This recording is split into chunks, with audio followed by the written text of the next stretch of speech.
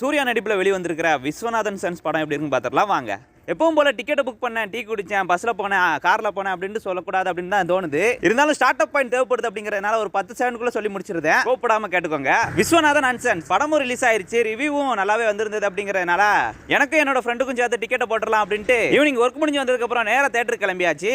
But போற வழியில ரொம்ப டிராபிக்கா இருந்தது அப்படிங்கறதுனால படம் ஆரம்பிச்சு ஒரு 5 நிமிஷத்துக்கு அப்புறம் தான் நாங்க எங்களுக்கு கொடுத்த ஸ்கிரீன்ல போய் உட்கார்ந்திருந்தோம். அதனால ஒரு 5 நிமிஷம் சீன் மட்டும் மிஸ் ஆயிருந்தது. என்ன நடந்தது அப்படின்னு தெரியல. பட் பரவாயில்ல அப்படின்ட்டு படத்தை எப்போ போல உட்காந்து பார்க்க ஆரம்பிச்சாச்சு. விஸ்வநாதன் அண்ட் சன்ஸ் படத்தோட கதை என்ன அப்படின்னு பாத்தீங்கன்னா, நம்ம எல்லாருமே சூர்யாவோட கஜினி படம் பார்த்திருப்போம். நம்ம சூர்யா வந்து சஞ்சய் ராமசாமி அப்படிங்கிற பேர்ல ஒரு பணக்கார கேரக்டரா வருவாப்ல. சோ அந்த பணக்கார கேரக்டர் மெமரி லாஸ் ஆகாத பர்சனா இருந்தா எப்படி வாழ்ந்திருப்பாரு அப்படிங்கறது தான் இந்த படத்தோட கதை அப்படின்னு நான் சொல்ல மாட்டேன். பட் அதே சஞ்சய் விஸ்வநாதன் அப்படிங்கிற பேர்ல நம்ம சூர்யா வந்து பணக்காரனுக்கும் மேல பணக்காரனா இருக்கிறாரு. தென் நம்ம சஞ்சய் பொறுத்த அளவு அவரோட பிசினஸ் அண்ட் அவரோட அம்மா அவங்க மட்டும் தான் இவங்களோட உலகமா இருக்குது. இப்படி இருக்கும்போது நம்ம சஞ்சய்க்கு 40 வயசு ஆகுது அப்படிங்கறதுனால அவங்க அம்மா வந்து கல்யாணம் பண்ணிக்கோ அப்படின்னு பிரஷர் பண்றாங்க. பட் அவருக்கு வந்து சின்ன வயசுல அவர் லைஃப்ல நடந்த டிராமானால அவருக்கு வந்து கல்யாணத்து மேல இன்ட்ரெஸ்ட் கிடையாது. பட் இப்படி இருக்கும்போது உனக்கு அப்புறம் நம்ம குடும்பத்துல வந்து வாரிசே இல்ல அப்படின்ட்டு அவங்க அம்மா புலம்ப ஆரம்பிச்சது அப்படிங்கறதுனால இவர் வந்து கல்யாணத்துக்கு ஒத்துக்கிறாரோ இல்லையா குழந்தையை பெத்துக்கலாம் அப்படின்ட்டு முடிவு பண்ணி அதனால ஒரு சரகேட் மதர் மூலமா ஒரு குழந்தையை வந்து அடாப்ட் பண்ணிக்கிறாரு. அப்படி பெத்தெடுத்து வந்து அந்த குழந்தையை வந்து கூட்டு வந்து அவர் வீட்டுல வச்சு வளர்த்துட்டு இருக்காரு. இப்படி இருக்கும்போது அந்த குழந்தைக்கு வந்து ஒரு மெடிக்கலா ஒரு இஷ்யூ வருது அப்படிங்கறதுனால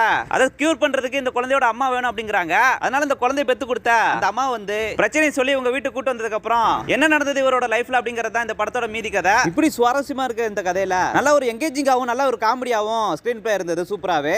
இதை தாண்டி இந்த படத்துல பிளஸ் பாயிண்ட் என்ன அப்படின்னு பாத்தீங்கன்னா, நம்ம சூர்யா தான் பாக்குறதுக்கு நல்ல ஒரு எங்கேஜிங்காவும் நல்ல சார்மிங்கா ரொம்ப கியூட்டா செம்மையாவே கேரக்டருக்கு ஏத்த மாதிரி ஆக்ட் பண்ணியிருந்தாரு. ரெண்டாவது சூர்யாக்கு அம்மா கேரக்டர்ல நடிச்சிருக்காரு நம்ம ராதிகா மேடம். அவங்களும் நல்ல ஒரு ஃப்ரெண்ட்லி மதரா சூப்பராவே நடிச்சிருந்தாங்க.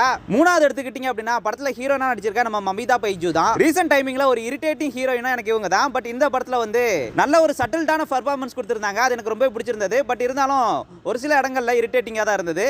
படம் ஃபர்ஸ்ட் ஹாஃப் நல்ல காமெடியாவே போயிருந்தது. இன்ட்ரோல் வந்ததுக்கு அப்புறம் இன்ட்ரோலுக்கு எதனா வாங்கிக்கலாம் பார்த்தா காசு கையில் இல்லை அப்படிங்கறதுனால அப்படியே உட்கார்ந்திருந்து செகண்ட் ஹாஃப் வந்து நல்ல ஒரு ஃபேமிலி சென்டிமெண்டாவும் காமெடியாவும் இருந்தது. பட் நிறைய சீன் வந்து ப்ரெடிக்ட் பண்ற மாதிரி தான் இருந்தது. அப்புறம் படம் முடிஞ்சதுக்கு அப்புறம் நைட் அப்படியே சாப்பிட்டுட்டு ரூமுக்கு கிளம்பி வந்தாச்சு. மொத்தத்துல இந்த விஸ்வநாதன் சன்ஸ் படம் எப்படி இருக்கு அப்படின்னு பாத்தீங்கன்னா, நல்ல ஒரு ஃபேமிலியோட போய் ஒரு 2.5 மணி நேரம் பொழுது போறதுக்கு ஏத்த மாதிரியான ஒரு நல்ல படம் தான். இந்த படம் நீங்க பாத்துட்டீங்களா இல்லையா அப்படிங்கறத மறக்காம கமெண்ட் பண்ணிட்டு போங்க. இதே மாதிரி அடுத்த ஒரு வீடியோல சந்திக்கலாம்.